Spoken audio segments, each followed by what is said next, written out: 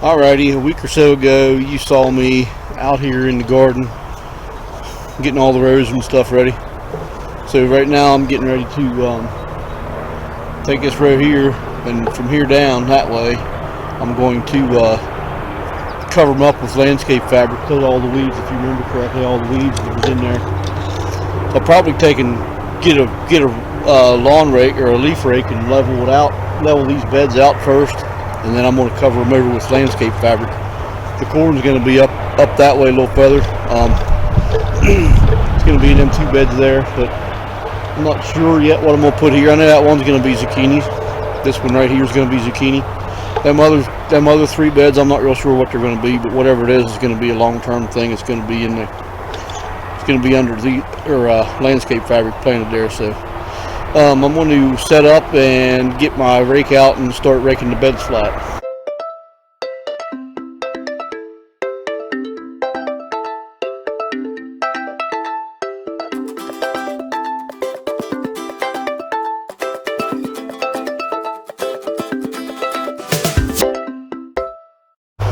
Alrighty, I can rake the 2 rows. You saw me. I'm not going to let the camera roll while I'm doing the rest. You get kind of bored with watching the same thing over and over and over again, or at least I do.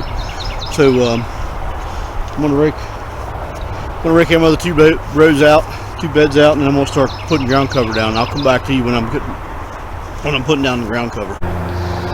Alright, so I leveled those out, and then I got the first piece. I got it laying there. I don't have it stapled down all the way. I need to go through and just put a bunch more staples in.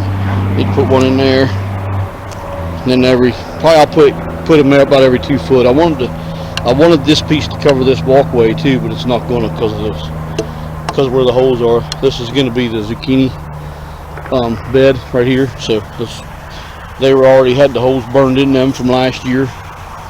So then I'll end up cutting this about center of that row right through there, center it right through there. I'll cut that there, and I'll show you when I cut that. I'll show you how I do it. So after I get that one cut and move down here, this piece, then I'll grab this one over here. I'm pretty sure that's the one that's got the peppers and the eggplants will be in this row. This row here, I'm not real sure what I'm going to put in it yet. I need to figure that out before I finish putting this down. But it's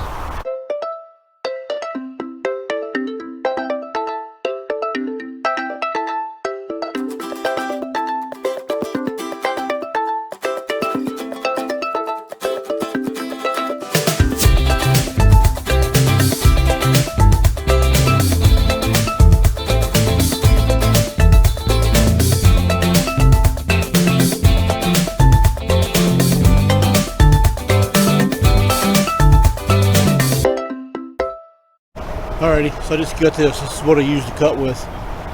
You see me cut before. Last fall I cut some. You saw me cut it up above there where the tomatoes are.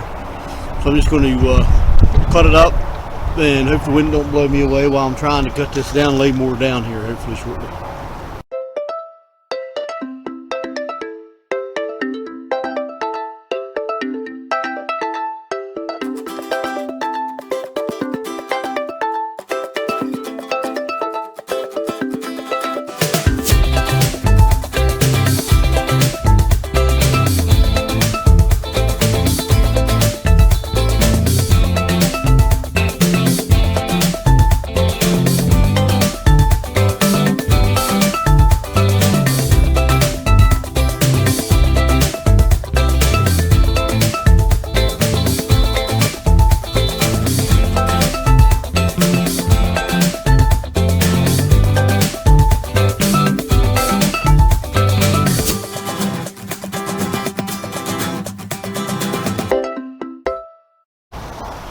Pretty good workout fighting that when the wind blows. I don't know about where you all live, but where I live here, the wind only seems to blow when you're trying to do something with tarps or plastic. If I was in the house twiddling my thumbs, all day today, the wind would have probably never blown at all. But every time I get stuff like this out, the wind picks up. That's just life. I need to go get my knee pads on and get some more spikes. So I don't like kneeling down on the wet ground, makes my knees sore. So I guess I'm old, who knows.